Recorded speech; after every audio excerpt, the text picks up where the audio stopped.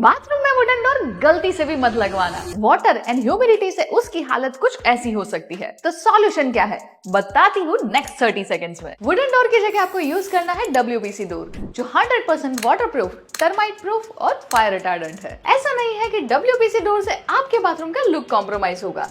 Check this beautiful wooden finish Plantex WPC door, जो 25 mm thickness और different sizes में available है। ये मेजरमेंट गाइड आपको डोर की accurate width and height measure करने में हेल्प करेगी। और हाँ, आप अपने रिक्वायरमेंट के अकॉर्डिंग ये WPC डोर को थोड़ा बहुत कट भी कर सकते हैं। WPC door better heat and sound insulation भी प्रोवाइड करता है और ये PVC डोर के कंपैरिजन में ज्यादा रोबस्ट है, तो इससे कोई भी कंडीशन में सालों साल कुछ नहीं होता। This WPC door comes with 5 years of warranty. Link और मैं कुछ बेस्ट WPC डोर्स के लिंक आपके DM में शेयर करूंगी।